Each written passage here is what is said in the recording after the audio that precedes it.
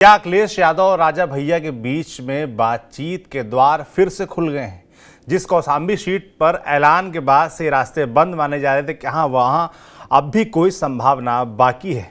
आज अखिलेश यादव और राहुल गांधी साथ में क्यों नजर आए प्रचार के आखिरी दिन?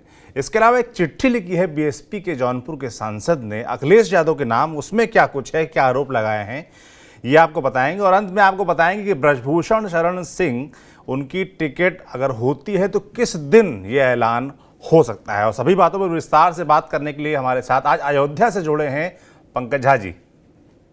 पंकज जी, एकदम माहौल सेट हम देख रहे हैं, एकदम सजा हुआ है, पीछे मंच अंच आपने आज लोकेशन भी बढ़िया चुनी है। भाई मैं हूँ दशरथ महल में और ये राम मंदिर से बिल्कुल सटा हुआ है। अच्छा। और आप जानते ही हैं कि अयोध्या और राम, ये तो अयोध्या का चंदन चुनावी राजनीति में ऐसा है कि जितना भी घसा जाए वो चंदन कमी नहीं हो रहा है। 90 के दशक से अयोध्या और राम मंदिर की राजनीति चल रही है और आज भी वो जारी है। फिर आज एक बार सोशल मीडिया के जमाने में वो कह सकते कीवर्ड बना हुआ है।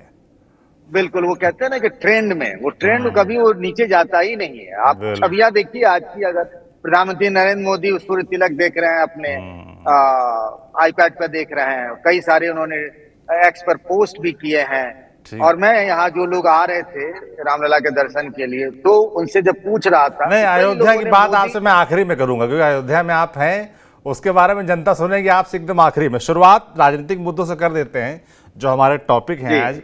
शुरुआत राजा भैया और अखिलेश यादव की बातचीत से शुरू करते हैं, जो कि आपने कुछ दिन पहले कहा था और आपके कहते ही कौशाम्बी से टिकट का ऐलान हो गया।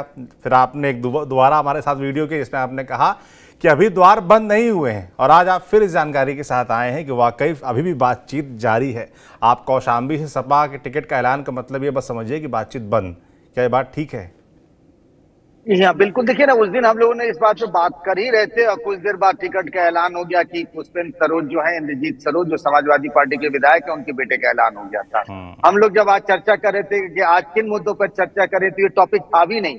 अब से कुछ देर पहले मेरे पास जानकारी आई है और ये बात कल की है। थोड़ी देर से मेरे पास जानकारी है, चूंकि फंसा हुआ था। हुआ यूं है, आपको कहानी थोड़ी सी बैकग्राउंड में ले जाता हूँ कल को लेकर के, कि आपने देखा था कल जब पूरा अखिलेश यादव का परिवार साथ था, मैनपुरी से डिंपल यादव ने नामांकन किया, उसके बाद अखिलेश यादव कल दिल्ली चले गए थे। तो उस दौरान क्या हुआ कि सैफे में बहुत लोग आए थे वहां पर, क्या बोलते हैं, शो ऑफ स्ट्रेंथ था एक तरीके से।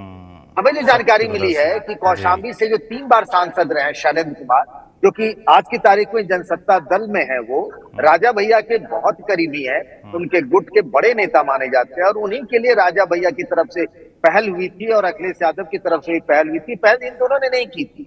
ऐसे बीच के लोग थे जो चाहते थे कि ये दोनों मिले। खासतौर से जब क्षत्रियों के बारे में कहा जा रहा है कि बीजेपी के खिलाफ उन लोगों ने मोर्चा खोल दिया है, तो अखिलेश यादव को लगा कि आपदा में अवसर का ये मौका है। और चूंकि राजा भैया को भी लगा कि हमने इतनी तो सेवा की, अपने तरफ से हमने इतनी बार आगे गए, 2-2 बार आज सभा में हमने अपना समर्थन दिया, लेकिन वो ताली ऐसी है कि एक ही हाथ से बज रही है। बहरहाल वहां से टिकट की घोषणा हो गई है, समाजवादी पार्टी ने उम्मीदवार का ऐलान कर दिया है। लेकिन समाजवादी पार्टी में टिकट तो बदल भी जाता है, हम और आप जानते हैं, जिस हिसाब से जरूरत के हिसाब से टिकटों में बदलाव हो रहा है। तो शैलेंद्र कुमार की मुलाकात हुई अखिलेश यादव से और इसी प्रसंग में हुई कि कौशाम्बी के चुनाव को लेकर कौशाम्बी से बीजेपी ने विनोद सोनकर को भी अपना टिकट दे दिया है। तो कुछ जो ऐसे जिले हैं जहां राजा भैया का प्रभाव है और जैसे जैसे क्षत्रिय पंचायत और क्षत्रियों ने जो मोर्चा खोलना शुरू किया है और एक मोमेंटम बनाती जा रहे हैं ये पंचायत, और बीजेपी के लिए एक सरदर्द बढ़ रहा। हालांकि बीजेपी के जो थिंक टैंक है और क्राइसिस मैनेजमेंट के जुड़े हुए लोग हैं, वो कह रहे हैं कि भाई जितना नुकसान होगा उतना हमको आरएलडी के साथ जाने से उतना हमको जो डैमेज है ना वो कंट्रोल हो जाएगा। वो ये मान तो रहे हैं कि डैमेज हो रहा है, पर उनको नहीं लगता कि बहुत ज्यादा डैमेज होगा। लेकिन इधर इंडिया गठबंधन को लगता है कि नहीं, एक नैरेटिव बन रहा है। तो शैलेंद्र कुमार से जो अखिलेश यादव की मुलाकात हुई, उसमें यही कहा गया कि भाई इसमें कुछ करना तो पड़ेगा ना हम लोगों को। तो अखिलेश यादव ने उनकी बात पूरी सुनी, मुझे डिटेल नहीं है मेरे पास।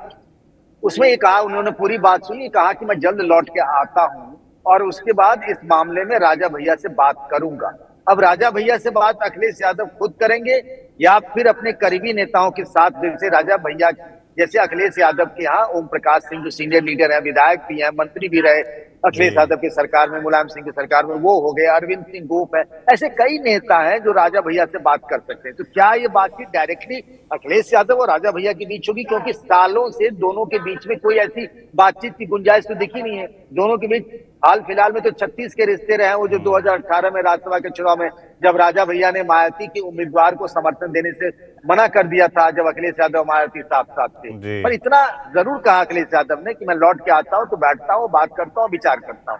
तो इसीलिए हम ये कह रहे हैं कि दरवाजे ना बंद नहीं हुए हैं, दरवाजे बंद नहीं है, थोड़ी से खुले हुए हैं और कभी भी कुछ भी हो सकता है। इस खबर पर हम दोनों भाइयों को नजर रखनी पड़ेगी।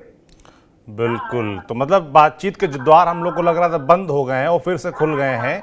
और अखिलेश यादव क्योंकि आज गाजियाबाद में थे और साथ में नजर भी आए, तो वहां से लौटते हैं तो कुछ बातचीत हो सकती है। और अखिलेश यादव जो गाजियाबाद में थे उसका मुख्य कारण था कि अखिलेश यादव और साथ में राहुल गांधी साथ नजर आए, साथ में प्रेस कॉन्फ्रेंस की। और प्रधानमंत्री जिस तरीके से लगातार टारगेट कर रहे थे कि दो लड़कों की जो फिल्म दो हमने 2017 में देखी थी वो फिर से आई है मगर वो फ्लॉप हो चुकी है, इस तरह का भाषण भी कर रहे हैं। तो क्या जरूरत पड़ी पंकज जी कि अंतिम दिन प्रचार के, आज 17 तारीख है, 5 बजे प्रचार खत्म हो जाएगा पहले चरण का, उस दौरान इन दोनों नेताओं को साथ आना पड़ा। और साथ जब आए तो तमाम आरोप भी लगाए, तमाम प्रेस कॉन्फ्रेंस करते हुए, चाहे वो भ्रष्टाचार की बात हो, चाहे इलेक्टोरल बॉन्ड की बात हो, चाहे वो किसी भी मुद्दे पर हो, सब तरीके से टारगेट किया। और एक और सर्वे भी खासतौर पर जिक्र किया, मुझे अच्छे से याद आया, इसमें राहुल गांधी का दावा है कि हमारे पास जानकारी आ रही है कि 150 सीटों पर सिमट जाएगी बीजेपी। तो ये सर्वे कहां से आया है? देखिए, ये जो सर्वे की कहानी कही जा रही है, एक सर्वे तो अखिलेश यादव का बोलने के लिए कहते हैं कि हम लोकसभा की 80 की 80 सीटें जीत जाएंगे। आपको याद है विधानसभा के दरमियान भी अखिलेश यादव कहा करते थे कि 403 सीटें जीत जाएंगे, और 403 तो विधानसभा की सीटें हैं। मतलब ये एक पॉलिटिकल वो स्टेटमेंट होता है। लेकिन ये जो उनके साथ बैठे बगल में राहुल गांधी ने जो कहा है, उस पर मतलब हमने कांग्रेस के कुछ नेताओं से बात की थी कि भाई राहुल गांधी ने भी जैसे अखिलेश यादव तुक्का लगा देते हैं कि 80 की 80 और 403 की चर्चा, ऐसा ही है या वाकई में कुछ ऐसे फीडबैक ग्राउंड से आ रहे हैं? तो कांग्रेस पार्टी के स्पोक्स पर्सन है जो राहुल गांधी के आसपास देखी जाती है, उन्होंने ये बात कहा कि इस तरीके के हाल फिलहाल में एक सर्वे आया है और खासतौर से उन्होंने जिक्र किया कि यूपी से जितना हम समझ रहे थे उससे कहीं अच्छा हमको मिलता हुआ नजर आ रहा है। इस तरह के ग्राउंड से रिपोर्ट आ रही है और इस आधार पर राहुल गांधी ने अखिलेश यादव के बगल में बैठकर कहा किसी पत्रकार साथी के जवाब में कि 180 जो दिख रहा था बीजेपी का, वो अब गिरकर 3 सीटों का नुकसान होते हुए 150 दिख रहा। अब हम बात करते हैं कि देखिए 2017 में जब ये दोनों लड़के मिले थे, जिसके बारे में प्रधानमंत्री नरेंद्र मोदी ने हाल में चुनावी सभा में कहा कि 2 लड़कों की ये फिल्म फ्लॉप हो चुकी है, वाकई में 2017 में फिल्म फ्लॉप हो गई थी। तब दूसरे हालात थे, मुलायम परिवार में घमासान मचा हुआ था, अखिलेश अपने ही लोगों से लड़ते भिड़ते नजर आ रहे थे और बड़ा अजीब तरीके से वो सीट एडजस्टमेंट हुआ। चुनाव प्रचार भी बहुत खास उस तरीके का पकड़ा नहीं और उसका रिजल्ट भी रहा कि दल तो मिल गए, दिल नहीं मिले। इस बार भी हालात कुछ ऐसे ही लग रहे थे कि दल मिल गए हैं, ज्वाइंट कैंपेन नहीं हो रहा है। जो थी कि हर लोकसभा सीट पर एक कोऑर्डिनेशन कमेटी बनेगी, कांग्रेस पार्टी के नेता लोग जो है वो समाजवादी पार्टी के उसमें जाएंगे, सोशल मीडिया सेल में जाएंगे उनके, और कांग्रेस के लोग समाजवादी पार्टी में बैठेंगे। वो बिल्कुल ऐसा होगा कि ज्वाइंट कैंपेन होगा उस तरीके। तो पहले राउंड के चुनाव में आज आखिरी प्रचार था, 8 सीटों पर यूपी में चुनाव होने हैं 19 तारीख को, और कहीं साथ साथ तो दिखे ही नहीं दोनों। वो आगरा में शुरुआत में दोनों आदमी साथ दिखे थे, उसमें भी देखिए कितना भसा मचा था कि अखिलेश यादव ने पहले ही कह दिया था कि हम आपके साथ आएंगे रायबरेली अमेठी, लेकिन सीटों की सीट शेयरिंग को लेकर समझौता ही नहीं हुआ। रायबरेली अमेठी से राहुल गांधी निकल गए, अक्टूबर में बदलाव किया गया, झांसी जाना था, झांसी के बदले में पश्चिमी यूपी में चले गए कि शायद अखिलेश यादव को वक्त मिल जाए तो हमको ज्वाइन कर लें। बाद में प्रियंका गांधी को इंटरवीन करना पड़ा, सीट शेयरिंग हुई, फिर आगरा में दोनों साथ नजर आया। जो फिल्म दिखाई गई प्रेस कॉन्फ्रेंस में उसी का वीडियो था। लेकिन इसीलिए एक देखिए क्या होता है ना, पॉलिटिक्स में मैसेज देना हो, आप साथ आ गए हैं, साथ दिख नहीं रहे, साथ कैंपेन नहीं हो रहा, तो लोग आपस में बातचीत करेंगे ना, और फिर वही बातचीत चौक चौराहे से जो बातचीत शुरू होती है वोटर के दिमाग में फिट बैठ जाता है। तो नुकसान इन्हीं दोनों का था। खैर, आज दोनों साथ नजर आए, लेकिन यहां भी मुझे लग रहा है कि कहीं ना कहीं कसर रह गई। आप याद करिए, आप अगर प्रेस कॉन्फ्रेंस का वो मंच देखिए तो आपको कांग्रेस के जयराम रमेश नजर आए, आपको अविनाश पांडे नजर आए, आपको यूपी कांग्रेस के अध्यक्ष अजय राय नजर आए, आपको सुप्रिया सेठ नजर आए, राहुल गांधी नजर आए, अखिलेश यादव के साथ कौन? भाई जब आप गठबंधन किए हैं, और ये अखिलेश राहुल गांधी ने पहले भी कहा था कि जिस राज्य में जो पार्टी मजबूत है वो बिग ब्रदर के रोल में रहेगी। यहाँ अखिलेश यादव है तो अखिलेश यादव की पार्टी के भी तो 4-5 लोगों को नजर आना चाहिए था। बात इस तरीके से होती कि हाँ, एक क्या होता है ना, दिखता है पॉलिटिक्स में ऑप्टिक्स जी। का बहुत बड़ा रोल होता है। मुझे लगता है इन सब चीजों का ख्याल रखना चाहिए था। जैसे कि मायावती के साथ जब अखिलेश यादव का गठबंधन हुआ था तब इन सब चीजों को बहुत फोकस किया गया था। इस बार मुझे इसमें थोड़ी सी कमी दिखी है, संतुलन बना के रखना चाहिए था। खैर, देर आए दुरुस्त आए। आज आखिरी दिन था चुनाव प्रचार का और ये हो रहा था कि भाई अभी तक कोई प्रेस कॉन्फ्रेंस तो हुआ ही नहीं है, और चूंकि फर्स्ट राउंड का इलेक्शन उधर हो रहा था इसीलिए गाजियाबाद चुना गया। गाजियाबाद में होता या नोएडा में होता तो गाजियाबाद में रख लिया गया था, और दोनों ने अपनी बात रखी और बड़ी एक बात इंपॉर्टेंट कही राहुल गांधी ने। और इसके बड़े पॉलिटिकल मैसेज ये हुआ था ना कि बड़ी मजबूरी में ये गठबंधन कर लिया गया है, मतलब इस तरह का मैसेज आ रहा था। राहुल गांधी ने साफ साफ कहा कि नहीं भाई, दिल खोल कर हमने ये सीट शेयरिंग की है।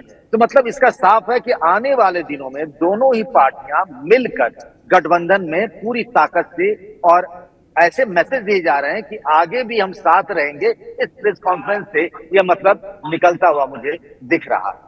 बिल्कुल, तो जैसा कि आपने कहा कि देर आए दुरुस्त आए, यही गनीमत है, और आगे इसमें और तेज़ी नज़र आ सकती है, साथ में नज़र आ सकते हैं, शायद प्रचार करते हुए साथ में नज़र आएँ, ये देखने वाला होगा। मगर पहले चरण के पहले जो एक ज़रूरत थी, मुझे लगता है कार्यकर्ताओं के लिहाज से वो पूरी की गई है।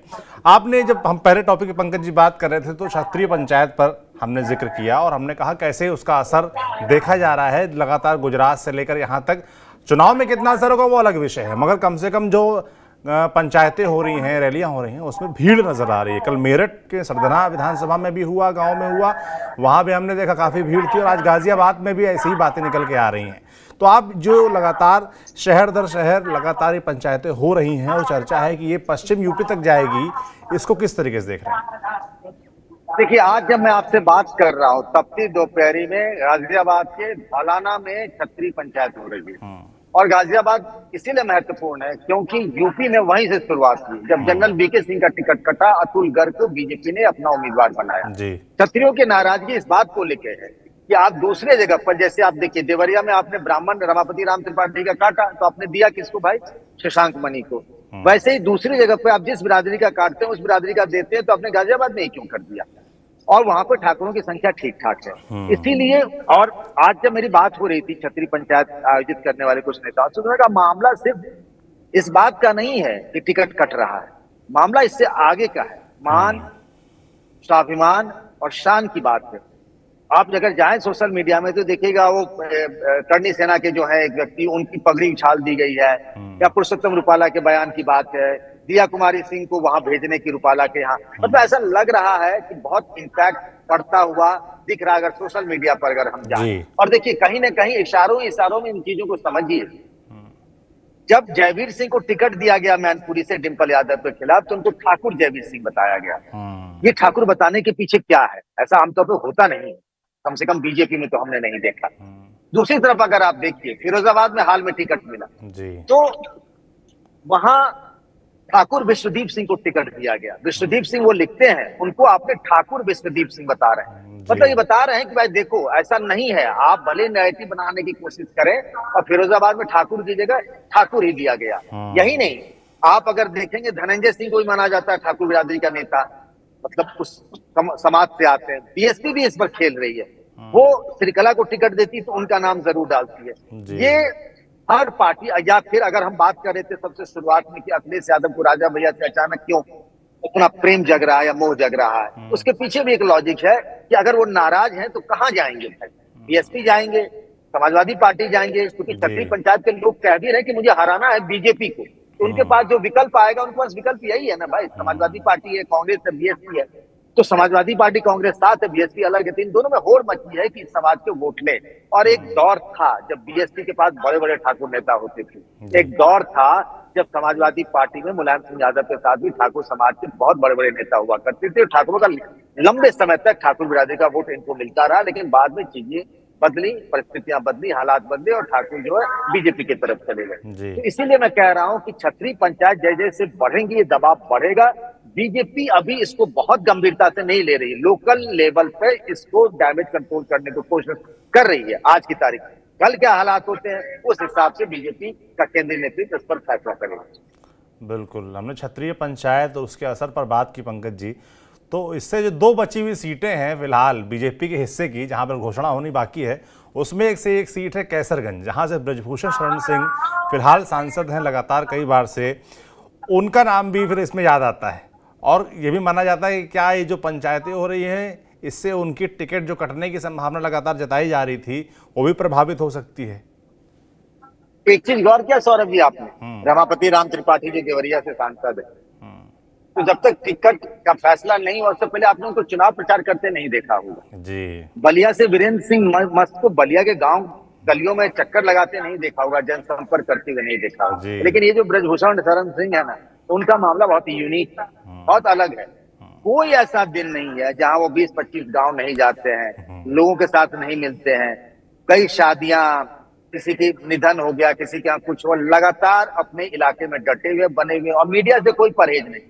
जिन लोगों के टिकट को लेकर संशय था उनसे हम लोग फोन करते थे, बात करते थे, बोले भैया अभी कुछ नहीं मिलेंगे, आप जानते हैं बीजेपी को, कुछ बोलेंगे तो जो भी उम्मीद है वो चली जाएगी। ब्रजभूषण शरण सिंह का अपना पॉलिटिक्स करने का स्टाइल, वो रोज मीडिया वालों से बात करते हैं और कहते हैं हम तो लोगों के सुख दुख के साथ ही उनके बीच जा रहे हैं। नई चीज जो मेरे सामने जानकारी आई है वो ये है कि पहले इस बात की चर्चा थी कि 19 तारीख को उनके सीट को लेकर फैसला हो सकता है, यानी 19 अप्रैल को जी। अब जो एक नई तारीख आ रही है वो बताई जा रही है कि 26 तारीख को उनके सीट के बारे में फैसला हो सकता है, जब राजस्थान में चुनाव खत्म हो जाएगा तब, क्योंकि उस राजस्थान में भी जाट बिरादरी के लोग हैं और उनको लगता है कि ब्रजभूषण शरण सिंह का नाम आया, अगर बीजेपी ने अनाउंस किया तो एक जाट बिरादरी के विपक्ष की तरफ से एक नैरेटिव बनाने की कोशिश होगी, जो उन पर मामला जिस तरीके से विवाद रहा है, कुछ महिला पहलवानों ने उन पर जो आरोप लगाए उसको लिहाज। लेकिन देखिए एक बात बता दूं आपको, जब बीजेपी कहती है कि उनको जिताऊ उम्मीदवार चाहिए तो आज की तारीख में कैसरगंज लोकसभा में ब्रजभूषण शरण सिंह के अलावा क्या बीजेपी के पास कोई विकल्प है?